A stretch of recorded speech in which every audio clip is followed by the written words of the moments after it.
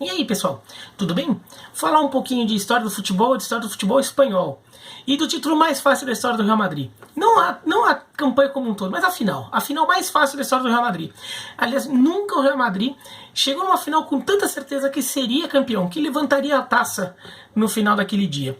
Aliás, nunca na história do futebol um time chegou a uma final com tanta certeza que sairia campeão daquele jogo. Nunca. Vocês vão entender por quê. O Real Madrid, na Copa do Rei de 1979 e 80, já chega como um dos candidatos ao título. Bom, primeiro que o Real Madrid é sempre candidato ao título no futebol espanhol. Mas o Real Madrid era o campeão espanhol da temporada 78-79.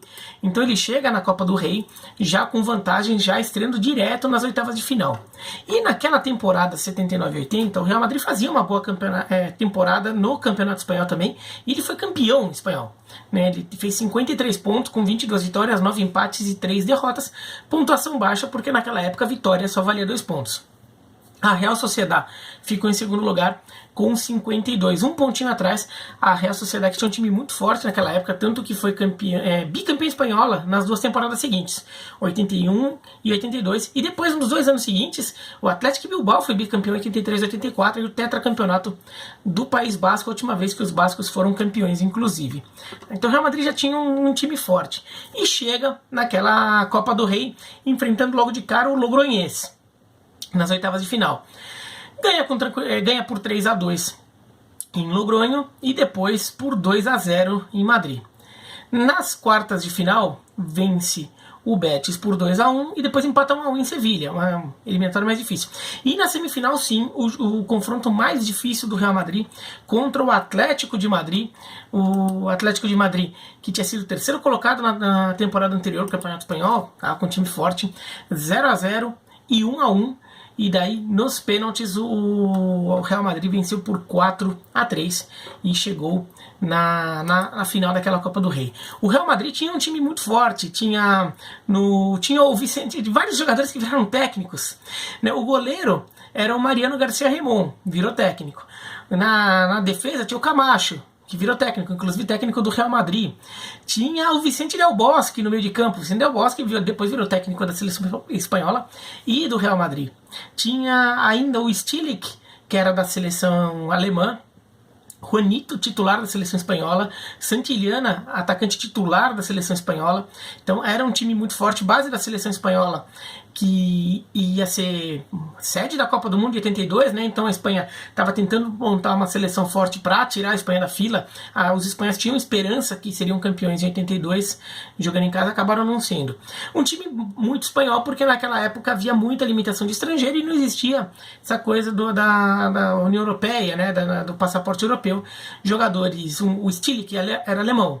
O Stilich, jogando no Real Madrid, contava como um jogador estrangeiro. Um alemão jogando na Espanha contava como jogador estrangeiro. Então foi assim que o Real Madrid chegou na final. Mas como é que o caminho da final ficou tão fácil? Por que o Real Madrid tinha tanta convicção de que a final ia ser tranquila? Bom, tem que ver também como foi o resto do caminho ali dos outros times. O Atlético de Madrid, o Real Madrid já tinha matado na semifinal. O Barcelona, que normalmente é um candidato ao título, caiu nas oitavas de final para a Real Sociedad. A tabela marcou um Real Sociedad Barcelona e a Real Sociedad elimina o Barcelona. O Barcelona vence por 2-1 no Camp Nou e depois a Real Sociedad vence por 3-0 em San Sebastián. A Real Sociedad cai na fase seguinte para o Real Madrid Castilha, o time B do Real Madrid, que naquela época os times B jogavam a Copa do Rei. O Real Madrid Castilha estava na segunda divisão e surpreendentemente eliminou a Real Sociedad. O Real Madrid Castilha, que já tinha eliminado o Athletic Bilbao, que também era um time muito forte. Então, como é que acabou acontecendo? O Real Madrid Castilha eliminou o Athletic Bilbao e eliminou a Real Sociedad, dois times muito fortes. Mas na semifinal pegou uma pedreira, o Sporting de Gijón. O Sporting Gijón pode parecer meio estranho, mas ele era o vice-campeão espanhol. Ele foi o vice-campeão espanhol na temporada 78-79 e na temporada 79-80 ele foi o terceiro colocado. Era um time muito forte, o Sporting Gijón. O Sporting Gijón caiu na semifinal com o Real Madrid Castilha. O Sporting Gijón faz 2-0 no jogo de ida em Gijón. No jogo de volta em Madrid, o Real Madrid Castilha vence por 4-1. Então, a final da Copa do Rei da temporada 79 e 80 foi Real Madrid contra Real Madrid Castilha. Real Madrid A contra Real Madrid B. Então, o Real Madrid sabia que ia ser campeão. O Real Madrid não tinha como jogar a final da Copa do Rei sem levar o título. Porque mesmo que o time principal do Real Madrid perdesse, quem levaria o título era o time B do Real Madrid. O Real Madrid, ou seja, nunca um time chegou numa final com tanta certeza que seria campeão. Porque não era possível ele perder aquele título.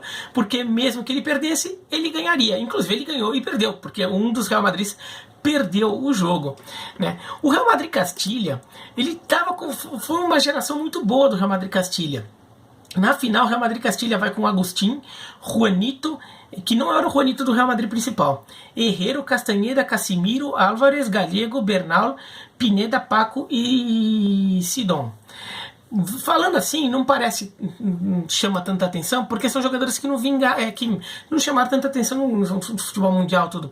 Mas alguns desses jogadores vingaram bastante. Para um time B do Real Madrid, era bastante forte. O Agustín, o goleiro, ele vira goleiro principal do Real Madrid na primeira metade da década de 80. Ele ganha o troféu Zamora como o melhor goleiro da temporada.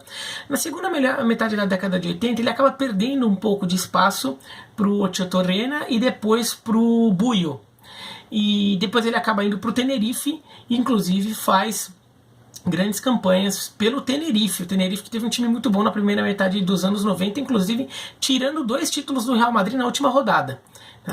O outro jogador era o Castanheda, também era um jogador interessante, que no Real Madrid acabou não vingando, vai para o Osasuna e se torna o segundo jogador com mais partidas de primeira divisão com a camisa do Osasuna. Então até vira um jogador histórico. Mas o grande nome daquele Real Madrid Castilha era o Gallego. O Gallego, ele já na temporada seguinte ele vai pro Real Madrid principal, e em 82, 2 anos depois, ele já está jogando na seleção espanhola. Ele inclusive participa das campanhas da Copa de 82 e do vice-campeonato da Espanha na Copa de 84, na Eurocopa de 84, e joga a Copa de 86. Então, é um jogador que acaba marcando ali um período do futebol espanhol nos anos 80, uma época que o futebol espanhol era um futebol muito de raça, né? Era fúria, né? Era um futebol meio força, assim, que a Espanha jogava com um jogador raçudo. Na final, o Real Madrid Castilha até tenta surpreender o Real Madrid, né, principal.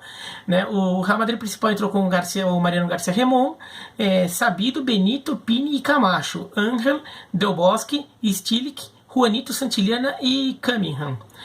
O primeiro tempo foi bem equilibrado. O Real Madrid Castilha estava animado a ser o jogador que queria mostrar serviço também, né? E tentar complicar a vida do Real Madrid. Mas o Real Madrid, com o tempo, a coisa vai desenrolando.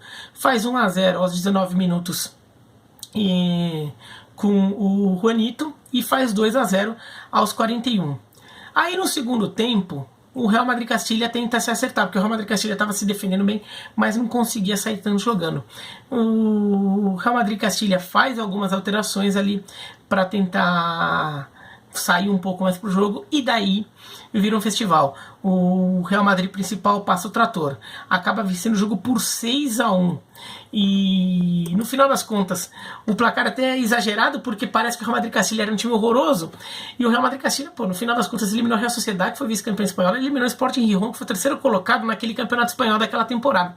Quer dizer, era um time bom e com jogadores que acabaram vingando, mas acaba reforçando a ideia de que o Real Madrid teve a final mais fácil de sua história, e que de fato o Real Madrid sabia que ia ser campeão, porque essa acaba sendo até hoje a maior goleada da história de uma final da Copa do Rei. Foi 6-1, teve 2 5-0, um do Barcelona contra o Sevilla há 2 anos, e um do Atlético Bilbao lá na década de 1910, né, faz muito tempo. Então, a maior goleada fica com esse Real Madrid A contra Real Madrid B, que se esperava que o Real Madrid vencesse, né? O Real Madrid principal vencesse. Mas o Real Madrid chegou à final sabendo que ia ser campeão. O mais curioso é que o Real Madrid Castilha, com o vice-campeonato da Copa do Rei, pôde jogar competições europeias, mesmo sendo um time de segunda divisão e mesmo sendo um time filial de um outro time. Naquela época, as competições europeias, tinha a Copa dos Campeões, que era só para o campeão do país, só o campeão do país jogava a Copa dos Campeões. O campeão da Copa do país jogava o torneio que a gente no Brasil chamava de Recopa Europeia, que era aqui, né, também chamava Taça das Taças em Portugal, ou Copa das Copas, que era o torneio, era tipo uma Copa dos Campeões dos times que tinham sido campeões das Copas Nacionais. Como o Real Madrid principal foi campeão do Campeonato Espanhol e da Copa do Rei, o Real Madrid ficou com a vaga da Copa dos Campeões, e o vice-campeão da Copa do Rei leva a vaga na Copa das Copas, né? E os outros 3 times que vieram a seguir no Campeonato Espanhol, Real Sociedad, Sporting Gijón e Barcelona, foram para a Copa da UEFA, que é a atual Liga Europa.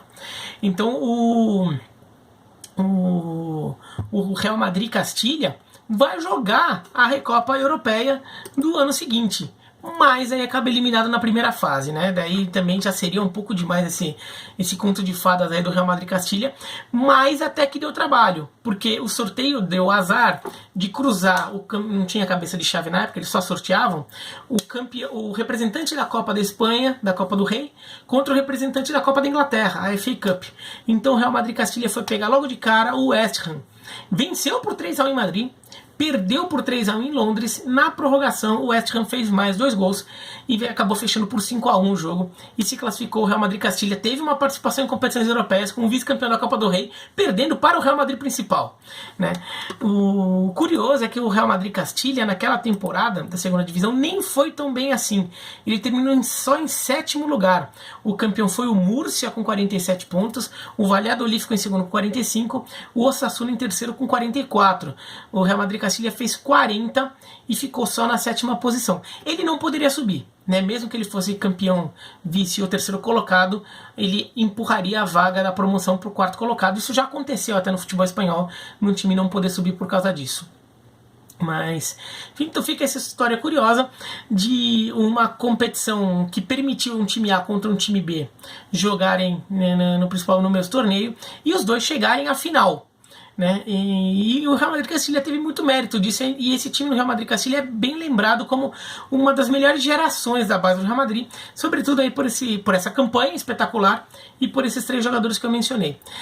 Aqui no Brasil já aconteceu de na Copa São Paulo de Júnior, o Palmeiras jogar com Palmeiras, com 2 times, né? Palmeiras A, Palmeiras B, e teve um ano em que eles se cruzaram, né? Palmeiras A, Palmeiras B se cruzaram. O Palmeiras B, inclusive, era o cabeça de chave, se foi na segunda fase que eles se cruzaram no mata-mata. O Palmeiras B tinha sido o primeiro colocado no grupo e o Palmeiras A tinha sido o segundo. Então eles se enfrentaram e o Palmeiras B era o time da casa. O jogo foi no Palestra Itália. Só que daí o Palmeiras A venceu por 4-0. Um dos principais destaques daquele time do Palmeiras era o Elias, que depois virou volante da Ponte Preta, do Corinthians, do Atlético Mineiro, Atlético de Madrid, ele na base do Palmeiras. Eu escrevi uma matéria sobre esse jogo, Palmeiras A, Palmeiras B, vou deixar o link da matéria aqui, é em texto, né? O link da matéria na descrição desse vídeo, tá bom? Mas é isso, então, uma historinha curiosa aí da final mais barbada da história do futebol. Nunca um time, qualquer um, chegou numa final com tanta certeza que ser campeão, porque na final de contas ele jogava pelos 2 finalistas, pelos 2 lados. Qualquer um que ganhasse, o Real Madrid, seria o campeão. Tá bom? Gostou do vídeo? Dá joinha, não gostou não? Se inscreve no canal, clica no sininho para receber notificação. Tchau!